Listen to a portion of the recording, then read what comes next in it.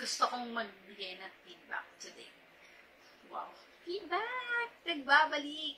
Ano ba tayo ngayon? Reaction video na ulit tayo. Hindi ko talaga importe. But thank you so much. Kasi sinuportahan nyo. This video, The Neighbor's Window, it's all about like a family. Nakatira sila sa isang, I think, condominium. And then, meron na silang 3 anak. Si wife is a housewife lang siya, nag-stay siya with the kids kasi mga maliliit pa. Yung husband niya nag-work. Then, one time, nakita nila yung katapat nilang nasa condo, nagsasex, gano'n. Intriga sila, ganyan-ganyan. So, pinanood nila. Diba? Pinanood talaga nila. At lagi yun parang gabi-gabi, may party, may kasayahan, parang ang saya-saya. Saya-saya lagi yung kapitbahay. And then one day, parang irritable si ate girl. Parang naiinggit siya. Parang ang dami ng mga hindi niya nagagawa. Naiinggit siya doon na parang ang saya-saya nung kapitbahay nila. Party doon, party yan. Hindi na siya masaya. Parang lagi na silang nagtatalo ng asawa niya. May realization na rin yung asawa nila, ganyan-ganyan. So, one time na lang, nagtataka sila. Bakit kalbo na tong si kapitbahay nila, yung kapartner ni ate girl? Nagdaan lang araw, parang naging ganun, malungkot. Parang malungkot na lang, tahimik na lagi sa kabilang bahay. Isang gabi, may ambulance na lang na dumating. Tapos sinundo si lalaki. So, na-intriga si housewife, bumaba siya, chinek niya. Nakita niya, patay na yung lalaki. In-approach na yung babae. Tapos, naalala ni girl, itong si housewife. Ang sabi niya, na, ikaw yung kapitbahay namin, right? May mga anak, asawa, ganyan. Tapos, kunuwento ni young girl kung paano sila mainggit. Pero ganun na rin eh. Kung paano sila mainggit dun sa family housewife. Kasi nga, parang saya-saya nila habang kumakain, mga nag-aalaga, nag-aasikaso ng mga anak, nag-aasikaso sa asawa. Parang saya-saya nilang tingnan na they are wishing na sana dumating tayo sa point na gano'n. Diba? Ang ganda. Anyway, nakaka-relate ako. We are on the age ng husband ko na we really want kids, but currently, wala pa. But we're not trying to stress out ourselves para lang magka-baby, ganyan. Kasi mahirap na stress kami pareho magka-baby. Tapos, alam niyo na. Currently, we're doing our best na maging fit, eating healthy, para pag dumating yung time na okay, I'm pregnant, my body is prepared for that. Think positive na lang tayo. Diba? So, I remember lang before, bago pa lang akong graduate, parang excited ako talaga. Sinasabi nilang real world. Pag tinitingnan ko yung mga nagtatrabaho, parang nakaka-amaze. Parang gusto ko na rin talaga mag-work. Ano kayang feeling ng parang freedom na gagawa mo na lahat, diba? Nabibili mo na lahat ng gusto mo, napupunta mo na lahat ng gusto mo.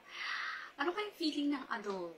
Ganon. Excited din ako pumasok sa isang relationship. Alam mo yung ganon? Parang ganon yung thinking ko nung bata pa ako. But right now, parang mga advice ko sa younger self ko na, girl, hinay-hinay ka lang. Enjoy the moment. Huwag magmadali. If you want to work. If you are currently studying, aral ka. Enjoy the moment.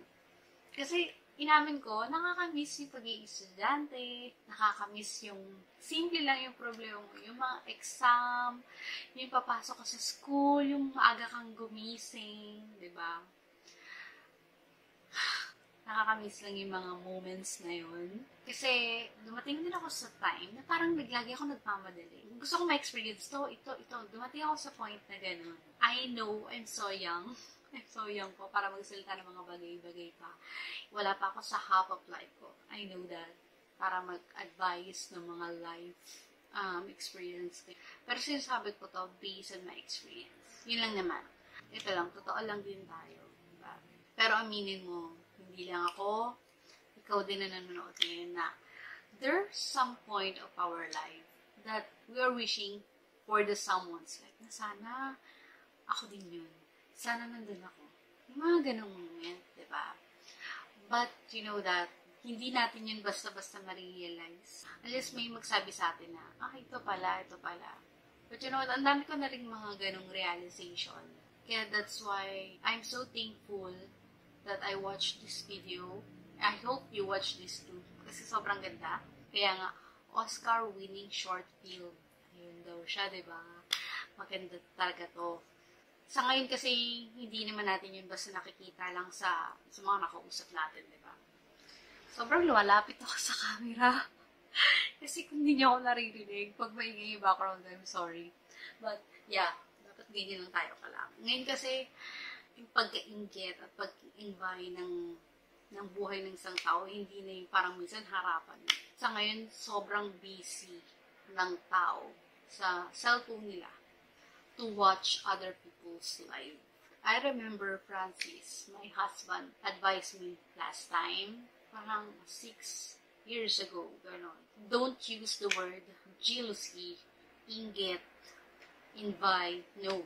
Instead, use the word inspiration. You are inspired for this someone. You're inspired for these people. Pag ginamit mo yung inspiration na yun, instead na inggit, iba yung epekto sa'yo. Pag nainggit ka, parang, ang sakit naman yun. Parang, nainggit ako sa kanya. Buti pa siya. Meron ka magsalita. Diba? But, if you're using the word na, wow, she's so amazing. Nakakatawa sila, diba? I was inspired that someday I will be like them. Diba? Ang ganda pakinggan. Excuse me. I remember wala pala akong makeup. Marap na kagad ako sa camera. But I think okay naman. Presentable naman tayo sa harap ng camera ngayon. But anyway, diba? Did you see the difference? Ang ganda lang, diba?